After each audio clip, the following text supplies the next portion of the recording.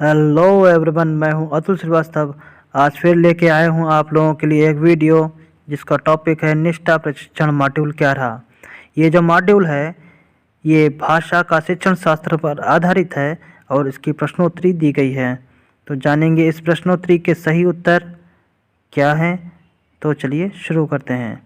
शुरू करने से पहले वीडियो को लाइक, शेयर और सब्सक्राइब कर लीजिएगा, और अगर चैनल को सब्सक्राइब नहीं किया है तो अभी कर लीजिए। चलिए शुरू करते हैं। पहला प्रश्न है, निम्नलिखित में से कौन सा पढ़ने के समय करने का कार्य है। तो इसके चार ऑप्शंस में से पहला ऑप्शन है शिक्षक का घर से पाठ पढ़कर आना और कक्षा में उसी को पढ़ाना। दूसरा ऑप्शन कक्षा को 4 या 2 के समूहों में विभाजित करना और पाठ को बारी बारी से पढ़वाना। शिक्षक बच्चों को समझ के साथ पाठ को डिकोड व्याख्या करने को कहना। तीसरा ऑप्शन शिक्षार्थियों को कल्पना करने के लिए कहना कि वे कहानी के पात्रों में से एक हैं और अपने अनुभवों को अपनी डायरी में लिखने को कहना। चौथा ऑप्शन शिक्षक का पाठकों के विचारों के बारे में शिक्षार्थियों के साथ एक संपूर्ण कक्षा गतिविधि के रूप में चर्चा करना। तो इसका सही ऑप्शन होगा ऑप्शन नंबर 2, कक्षा को 4 या 2 के समूहों में विभाजित करना और पाठ को बारी बारी से पढ़वाना। शिक्षकों बच्चों को समझ के साथ पाठ को डिकोड व्याख्या करने को कहना। तो अब देखते हैं अगला क्वेश्चन। अगला क्वेश्चन है, एक पूर्व पठन कार्य का उद्देश्य खाली जगह है। तो ये जो खाली जगह है इसमें क्या भरना चाहिए, क्या ऑप्शन सही है। चार ऑप्शंस देखते हैं। पहला ऑप्शन शिक्षार्थियों से उनके पिछले ज्ञान के बारे में बात करना। दूसरा ऑप्शन पाठ के विचारों के साथ सीखने वाले के पिछले अनुभव और ज्ञान को जोड़ना। तीसरा ऑप्शन कठिन शब्दों को खोजने के लिए शिक्षार्थियों को स्वयं पढ़ने के लिए कहना। चौथा ऑप्शन पाठ के लेखक और पढ़े आने वाले नए शब्दों के बारे में बात करके एक नए पाठ की शुरुआत करना। तो इसका सही उत्तर होगा ऑप्शन नंबर 2, पाठ के विचारों के साथ सीखने वाले के पिछले अनुभव और ज्ञान को जोड़ना। तो इस पर टिक करके आगे बढ़ते हैं और देखते हैं अपना अगला क्वेश्चन। अगला क्वेश्चन है, पढ़ना अर्थ गढ़ना है, इस कथन से क्या अभिप्राय है। इसके चार ऑप्शंस दिए गए हैं। पढ़ना पाठ के वर्णमाला और शब्दों के अक्षरों का डिकोडिंग व्याख्या है।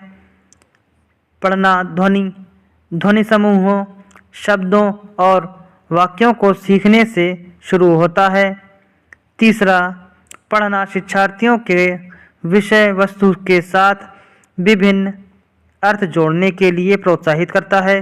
चौथा, पढ़ना पाठ के विचारों को समझना है। तो इसका सही उत्तर होगा चौथा, पढ़ना पाठ के विचारों को समझना है। इस पर टिक करके हम लोग आगे बढ़ते हैं और देखते हैं अगला क्वेश्चन।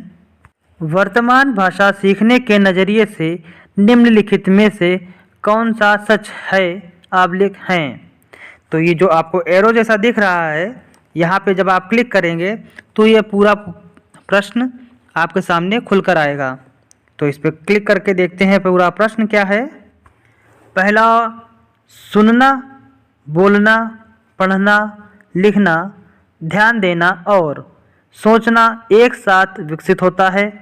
दूसरा, सुनना, बोलना, पढ़ना, लिखना, ध्यान देना और सोचना एक रैखिक तरीके से विकसित होता है। तीसरा, लिखने से पहले सुनना, बोलना और पढ़ना विकसित होता है। चौथा, लेखन एक भाषा सीखने में शिक्षार्थियों द्वारा विकसित किए जाने वाला अंतिम कौशल है।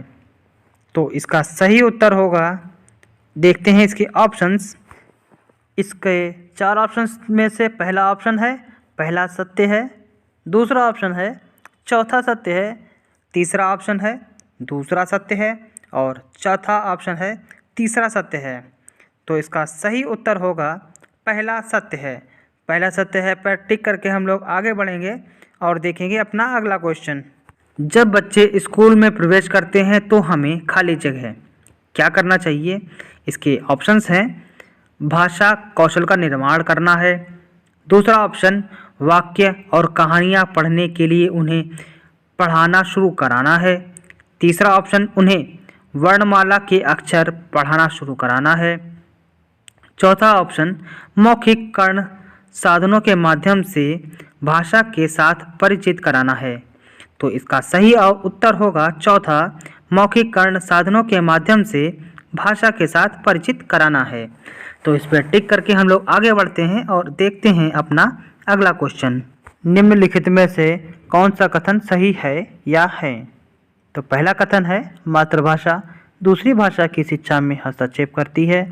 दूसरा कथन है, दूसरी भाषा सीखने में मातृभाषा ना तो समर्थन करती है और ना ही हस्तक्षेप करती है। तीसरा ऑप्शन है, मातृभाषा दूसरी भाषा सीखने के लिए एक संसाधन है। चौथा कथन है, मातृभाषा दूसरी भाषा सीखने का समर्थन करती है। तो इसका सही उत्तर होगा कथन नंबर 3 और कथन नंबर 4 सही है। तो इस पर टिक करके हम लोग आगे बढ़ते हैं और देखते हैं अपना अगला क्वेश्चन। और अगला क्वेश्चन है, बच्चे या मानव सीखता है खाली जगह। तो इसको खाली जगह भरने के लिए 4 ऑप्शन दिए गए हैं। पहला ऑप्शन है, स्कूल में केवल मातृभाषा। दूसरा ऑप्शन, काफ़ी प्रयास बिना मातृभाषा। तीसरा ऑप्शन, बिना किसी प्रयास के विदेशी भाषा। चौथा और लास्ट ऑप्शन है, बहुत प्रयास से मातृभाषा। तो इसका सही उत्तर होगा दूसरा, काफ़ी प्रयास के बिना मातृभाषा। तो इस पे टिक करके हम लोग आगे बढ़ते हैं और देखते हैं अपना अगला क्वेश्चन। हमारा अगला क्वेश्चन है, भाषा सीखने में केंद्रीयता का अर्थ है कि खाली जगह। इसके 4 ऑप्शंस दिए गए हैं। पहला ऑप्शन है, सभी विषय वस्तु सीखना मूल रूप से भाषा सीखना है। दूसरा ऑप्शन, सभी भाषा सीखना मूल रूप से विषय वस्तु सीखना है। तीसरा ऑप्शन, विषय वस्तु को भाषा की चिंता नहीं करनी चाहिए। चौथा ऑप्शन, भाषा शिक्षण का केंद्रीय उद्देश्य केवल विषय वस्तु पर केंद्रित है। तो इसका सही उत्तर होगा पहला, सभी विषय वस्तु सीखना मूल रूप से भाषा सीखना है। तो इस पर टिक करके हम लोग आगे बढ़ेंगे और देखते हैं अपना अगला क्वेश्चन। हमारा अगला क्वेश्चन है, मातृभाषा आधारित बहुभाषिकता क्या है? तो इसके देखते हैं 4 ऑप्शंस। पहला ऑप्शन है, सभी बच्चे सीखने के प्रारंभिक वर्षों के दौरान अधिक से अधिक भाषाएं सीखते हैं।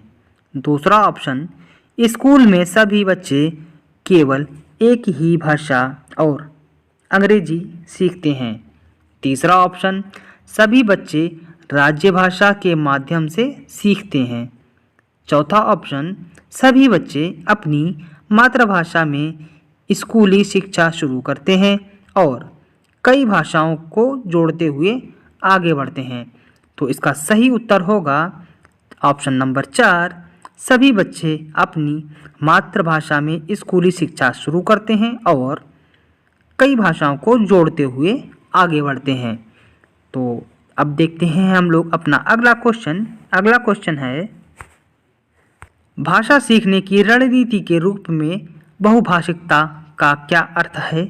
इसके 4 ऑप्शंस देखते हैं। पहला ऑप्शन, माध्यम और आकलन के रूप में एक ही भाषा में विषय वस्तु सीखना। दूसरा ऑप्शन, कई भाषाओं का सीखना, सिखाना और शिक्षण।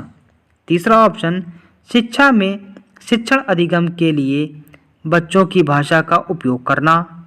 चौथा और लास्ट ऑप्शन, त्रिभाषा सूत्र को लागू करना। तो इसका सही उत्तर होगा ऑप्शन नंबर 3, कक्षा में शिक्षण अधिगम के लिए बच्चों की भाषा का उपयोग करना। तो इस पर टिक करके अब हम लोग आगे बढ़ते हैं और हमारी ये प्रश्नोत्तरी समाप्त हो गई। तो इसके 10 क्वेश्चन हो गए हैं।